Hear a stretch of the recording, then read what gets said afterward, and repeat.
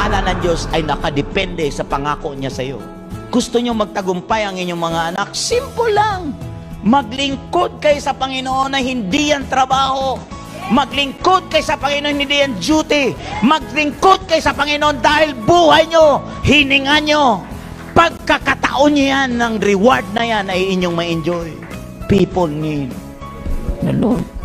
Wow, praise the Lord mga kapatid. Sa salita ng Panginoon, maliwanag po sa sa chapter 12 ng Hebrew.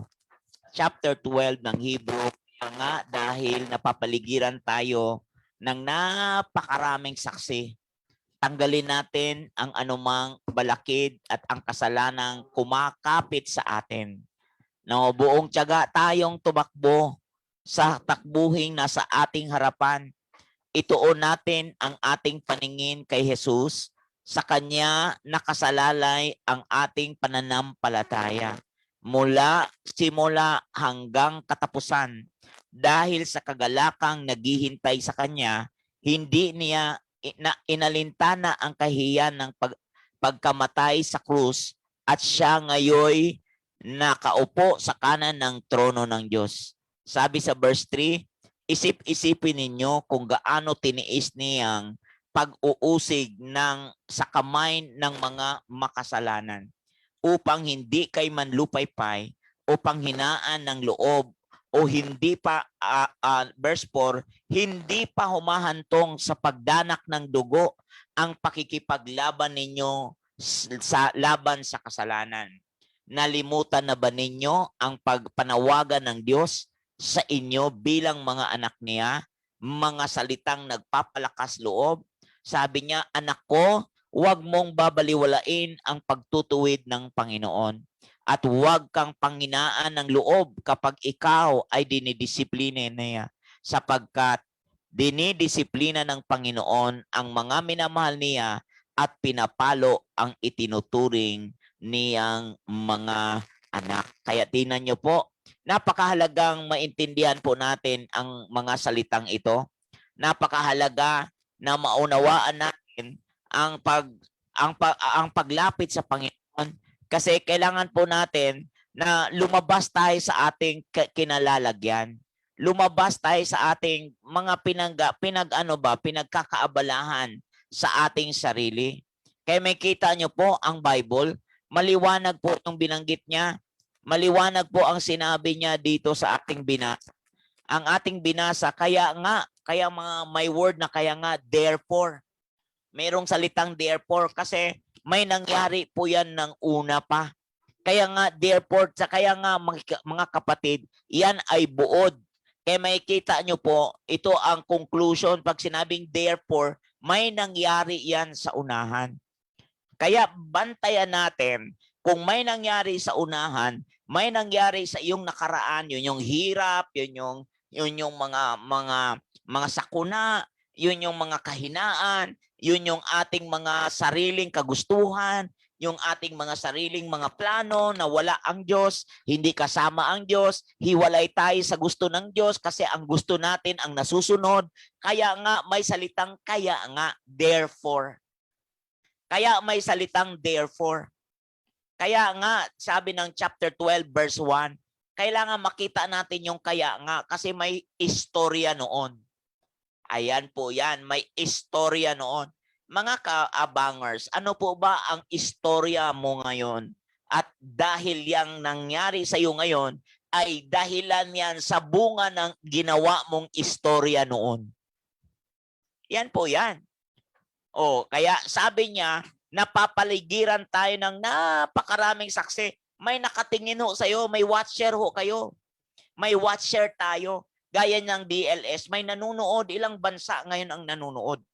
Ilang nakakasaksi ng ginagawa ngayon at malaking patotoo yung kanilang ginawa ng mag-asawa na Omos. Malaking patotoo ito sa ating lahat at makikita natin na ang Diyos talaga ay hindi tumitingin kung anong estado meron ka, kundi tumitingin siya sa puso.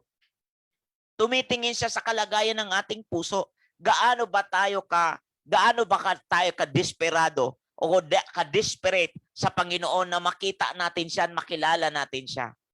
Kaya nga makikita natin na sabi niya, dahil napaligiran tayo ng napakaraming saksi, sabi niya, itakwil, tanggalin natin. Tayo po ang magtatanggal. Tayo po ang magtatakwil. Itakwil ang anumang balakid at kasalanang kumakapit sa atin. Hindi po ang Diyos ang magbasta lang magtatanggal pag wala po tayong pusong mapagpakumbaba. Wala po tayong willingness na itakwil yan, i-renounce yan. Di po talaga, imposible ho talagang mabago ang buhay mo pag ang belief system mo ay hindi po mababago. Biro mo, ang takbo ng buhay nila noon, nakuha man ni Brother John ang gusto niya na mapangasawa si Sherry ba? Oo, Cheryl. Mapangasawa si Cheryl. So, happy na yun nung una na nakuha niya na yung kanyang pangarap sa gusto niya na makasama ang kanyang mapangasawa at nakuha niya nga ang gusto niya. Pero ang tanong, naging masaya ba? O narinig natin na kalbaryo ang inabot niya. At saan nang gagaling ang kalbaryo? Dahil din sa sarili nating ginagawa. Dahil sa sarili nating gusto. Kaya lagi niyang binabalik-balik, pinaulit-ulit, wala po ako sa Panginoon noon. Wala pa po ako sa Panginoon noon. Wala po akong karanasan sa Panginoon noon. Wala po akong modelo noon. Wala po akong pinaghuhugutan noon. Ang pinaghuhugutan ko ay sarili ko lang nakikita, sarili ko lang gusto, sarili ko lang mga gawa. Walang magaling kundi ako. Yan po yung meaning niya noon. Kaya sinasabi na, kaya sinasabi ng Hebrew 12, therefore, ang istorya ng Hebrew 12 ay marami yan sa Hebrew 10. Marami yan sa Hebrew 11. Yung mga man of faith na meron sa Hebrew 11. Yung nasa Hebrew 10, sinasabi doon, huwag ninyong kaligtaan. Gisingin ninyo ang inyong mga damdamin na huwag ninyong kaligtaang dumalo sa mga banal na pagtitipon kagaya ng ginawa ng ilan. Kaya itong Hebrew chapter 12 ay isang summary, isang buod na dapat makita natin yung picture ng ating sarili na ginawa natin noon.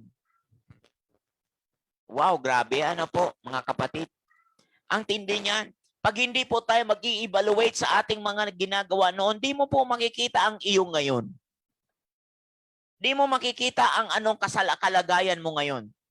Kasi bawat ginagawa mo ngayon, resulta yan ng iyong ginawa noon.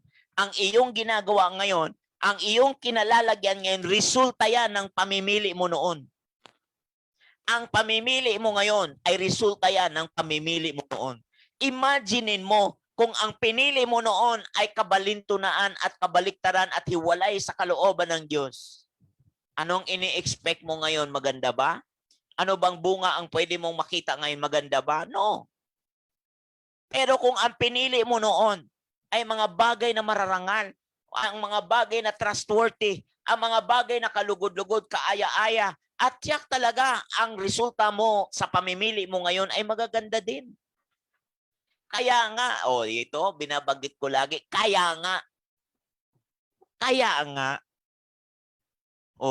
Bakit iniiwasan mo ang salitang kaya nga? Kaya nga eh.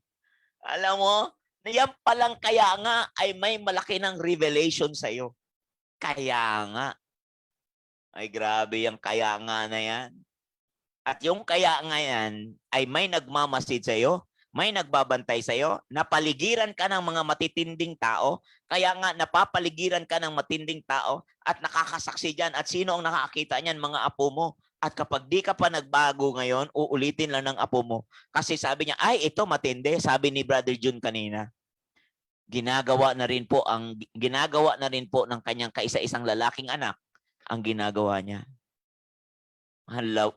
Ay, bangungot sa ama yon. Bangungot sa ama yon. Mahirap yon. Alam niyo po, mga kapatid, sabihin ko sa iyo, napapaligiran tayo ng napakaraming saksi. Nakapaligiran, itong context nito, ang sinasabing saksi niyan ay yung mga Old Testament saints. Mga saksi niyan. Ay bakit? Wala bang saksi ka ngayon? Na nagmamasid, nakatuon lang sa'yo, nakatingin lang sa'yo, watcher mo, nagmamasid lang sa'yo, nanunood lang sa'yo. Nai-imagine nyo ba na kapag di ka magdidesisyon ngayon, yan na naman ang aabutan mo ng iyong bukas. O, di ba? Yan po mga kapatid, magdesisyon ka ngayon. Kaya sinasabi nga, kaya nga, anong desisyon, Pastor Dong, na aking gagawin? Una, itakwil. Matuto kang mag-renounce. Tanggalin, itakwil. Itakwil natin ang anumang balakid at ang kasalanang kumakapit sa atin. Ano po ba yung kasalanang kumakapit sa iyo? Na ito yung tinakwil ni Brother June. Tindi niyan. Now, tanong, ilan ang willing na itakwil yan?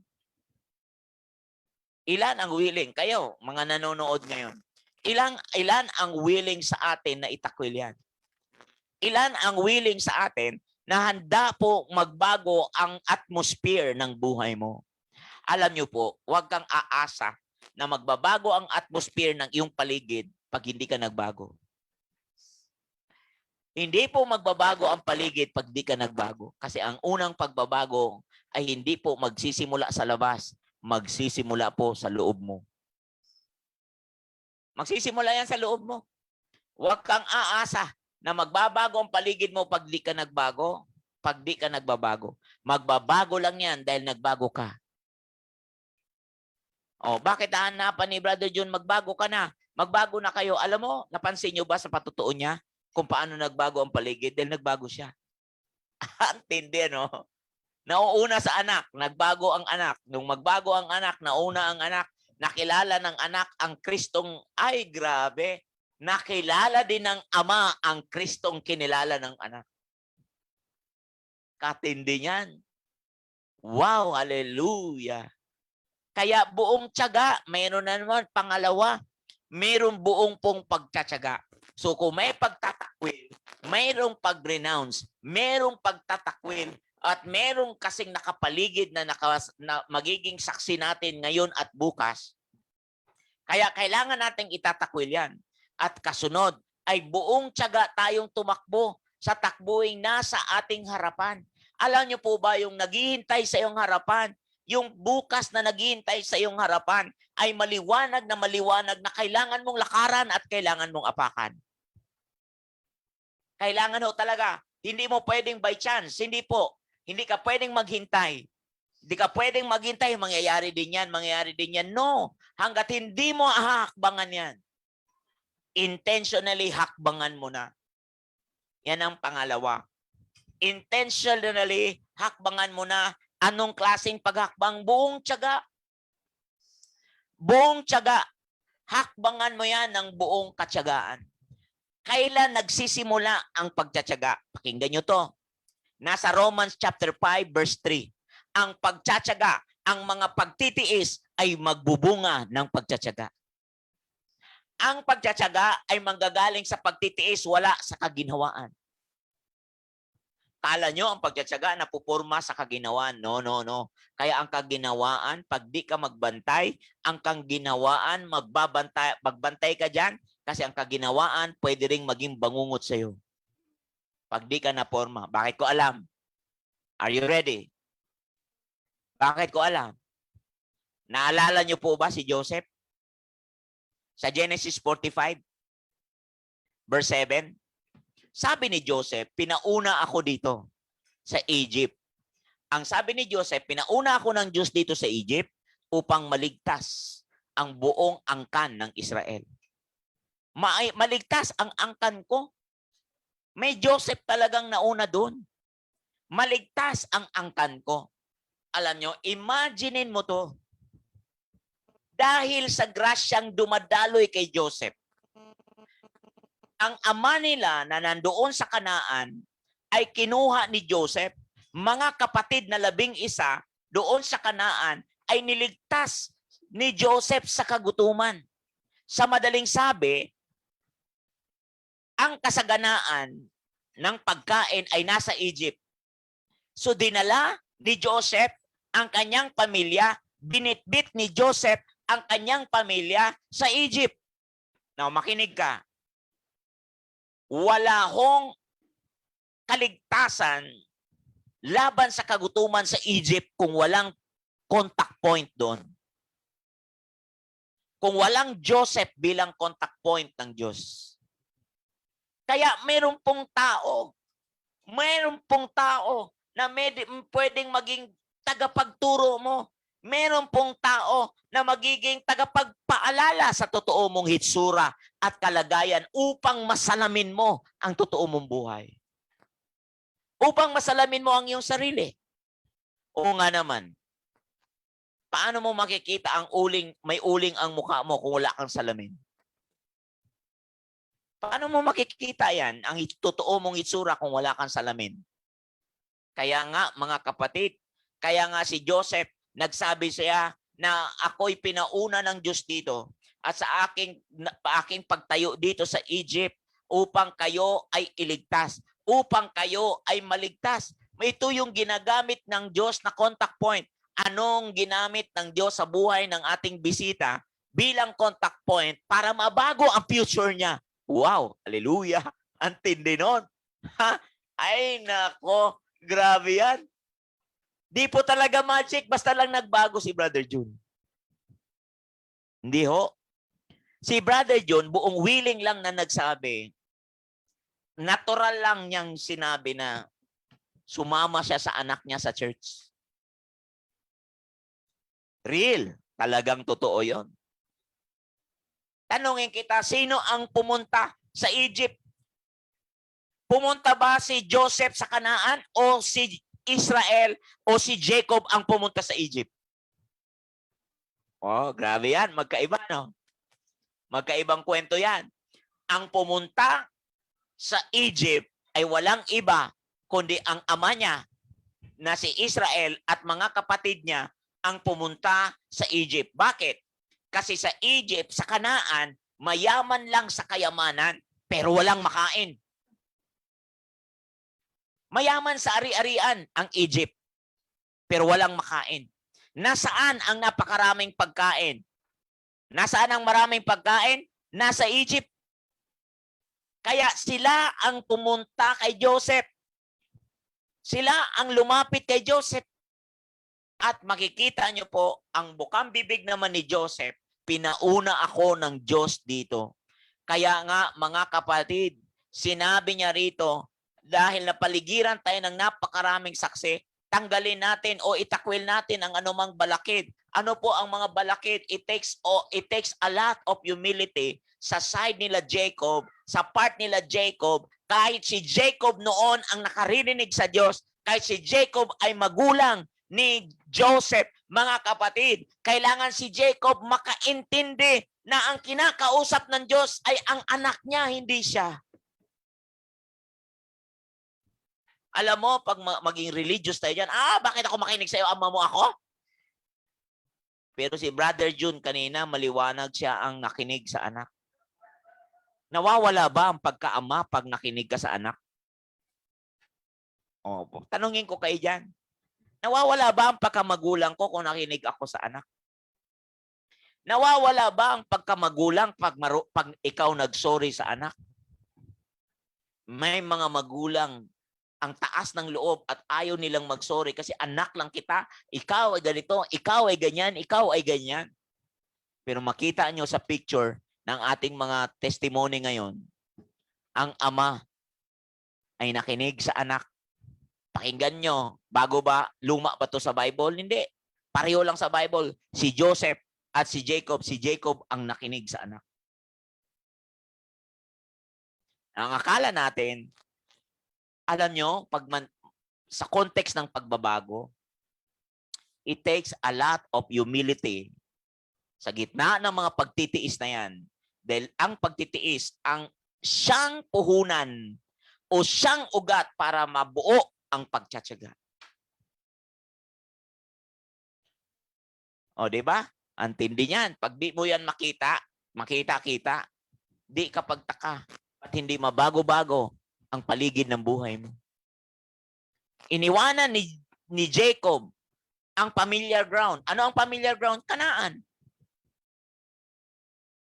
Iniwanan ni Jacob ang Kanaan, ang familiar ground. Saan sila pumunta? Sa kay Joseph. Sino si Joseph noon? Yun yung tinanggihan nila. Yun yung kanilang inusig. Yun yung kanilang sinabihan, ano?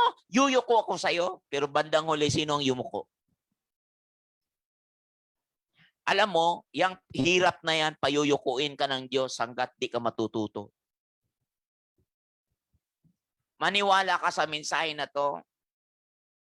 Ngayon ko lang ito napagnilayan based doon sa testimony nila. Bible din yun. Nasa Bible po, harap-harapan. Kaya nga mga kapatid, buong tiyaga tayong tumakbo sa takbuing nasa ating harapan. Ano po ito? Kailangan ni Jacob kalimutan ang sarili at maniwala siya kay Joseph at kailangan niyang iwanan ang kanyang familiar ground, iwanan ang lugar, bagamat kasaganaan, masagana sa pera, masagana sa silver, masagana sa gold, pero walang makain. Kailangan si Jacob ay pumunta kay Joseph kasi nandoon ang pagkain. Maniwala ka mga kapatid, pag hindi po tayo maniwala dito, ang akala natin, inalisan ka na ng pwesto o titulo dahil hindi pinadala ang pera ng asawa mo sa iyo. Kala mo, inalisan ka ng titulo? No, inililigtas lang ang dapat maligtas sa paligid mo. Yan ang totoo. Anong ginawa ni Joseph nung pinapunta sila doon sa Egypt? Inalisan ba ng titulo si Jacob noon? Naalis ba yung pagiging titulong ama ni Jacob noon? No. Katunayan nga, yung hari na si Pero, sa Genesis 47. Genesis 47 ba yun? O yes, Yes, tama. Yung hari na si Pero, sabi ni Pero, bakit di mo dalhin ang iyong pamilya dito? At pinagamit ang wagon. Pinagamit yung wagon ni King Pero para sunduin ang kanyang mga magulang. Pakinggan ka. Ang mga magulang ni Joseph kung pumunta doon sa Egypt, dala ay camel. Nung pag-uwi one time, ang dala ay camel. Mga kapatid, nung pinatawag ni Joseph nang pinaalam kay Pero yung kalagayan ng magulang sa Egypt, ang ginawa ni Pero, gamitin mo ang wagon ko. Wow, grabe. Sa atin yan ngayon, Mercedes-Benz. Sa atin yan ngayon, Chevrolet. Sa atin yan ngayon, Land Cruiser. Sa atin ngayon yan ay limousine. Sa atin ngayon yan, ang itsura niyan ay Ferrari. Hallelujah! Talaga naman. At ito pang matindi, nilagay sa the best city ang mga magulang niya at mga kamag-anak niya na ang pangalan ay Goshen. Sa istorya mga kapatid, ang Goshen ang hindi tinamaan ng pandemic sa kanilang panahon. Ang Goshen ay hindi tinamaan ng mga salot sa kanilang panahon. At ang itsura ng Goshen, may bansa sa loob ng bansa. Wow! Kapag naintindihan mo to, kaya nga mga kapatid, bantayan mo ito kasi yung kailangan natin, sabi niya, buong tiyaga tayong tumakbo sa takbuhing nasa ating harapan. Hindi naman takbuhin nasa likod natin, kaya huwag tayong paurong. Huwag tayong paatras na nagbibilang tayo ng ating kapalpakan kahapon na hindi natin, ay Diyos ko mga kapatid, kapag nagbilang ka ng kapalpakan ng kahapon, di mo makikita ang iyong bukas. Mahihirapan ka. Kaya kung ako'y ikaw, huwag ka nang matenga ng iyong kahapon. Huwag ka nang matenga. Burn the bridges of your past. Buwagin mo na ang tulay ng iyong kahapon at magbukas ka at itayo mo ang tulay ng iyong bukas. Oh, talaga na. Buksan mo yan. At paano ko itatayo yung tulay ng aking bukas, Pastor Dong? Ituon mo ang iyong paningin kay Kristo Jesus. Ituon mo yan. Fix your eyes to Jesus. At sino siya? The author and the perfecter of your faith. Hindi yan. the author and the perfecter of your faith. Siya po ang tagapagpaganap. Siya ang panimula ng paniniwala at ang paniniwala na yan ay simula ng iyong himala. Wow, talaga naman. Woo, grabe yan. Pag di mo yan. O, ano nangyari sa ating bisita? Humirap ba o guminhawa? Ay, nako, mapapapilantik ka. Alam mo, bakit nangyari yon? Bakit naganap yon? Kasi bakit? Pag once na si Jesus ang supreme at final say at highest authority, at once ang Panginoong Jesus na itala sa iyong pangalan, sa iyong buhay, kaya nga mayroon tayong challenge sa iyo, ibinabalik challenge eh. Sa iyo ibinabalik ang lahat ng papuri. Kasi sabi ng Colossians chapter 3 verse 2, kapag naitanghal na, chapter 3 verse 2 and 3, mga kapatid, kapag naitanghal na, hanggang verse 4, kapag naitanghal na ang pangalan ni Jesus, itatanghal ka rin kasama niya at makakahati sa karangalang tinanggap niya. Saan ka pa niyan? Huhuy! Hallelujah! Ewan ko lang. Ako nagtatanong bakit maraming taong nakakilala sa Diyos bagamat sana guminawa, humirap. Alam mo, kapatid, may problema ka. Hindi ang Diyos ang problema. Nagsisimba ka naman, sabi mo, nagsisimba ako, naglilingkod ako. Bakit ang aking buhay ay hindi naman paangat, palundo? Hindi naman siguro ang problema ay Diyos. Sabihin ko sa iyo, ang problema hindi ang Diyos. Kasi kung ang basis ay, bakit Lord, naniniwala naman ako sa iyo, payak-iyak ka pa. Ay, nako, sayang na lang ang luha mo. Ang sabi ng sabi ng Genesis 15:14, Moses, bakit ka ba iiyak-iyak dyan? Ay, kinurek talaga si Moses eh. Kinurek talaga siya ng Diyos. Moses, bakit ka iimot-imot dyan? Yan ang mga salita sa ating panahon eh, no? Bakit ka iiyak-iyak dyan? Alam mo kung ako ang Panginoon at ako si Moses, kinakausap ni Lord, grabing rebuke yun. Matindi. Moses, bakit ka iiyak-iyak dyan? Bakit ka iimot-imot dyan? Anong sabi ng Diyos? Sabihin mo sa kanila. Sabihin mo sa kanila na lumakad silang pasulong. Wala.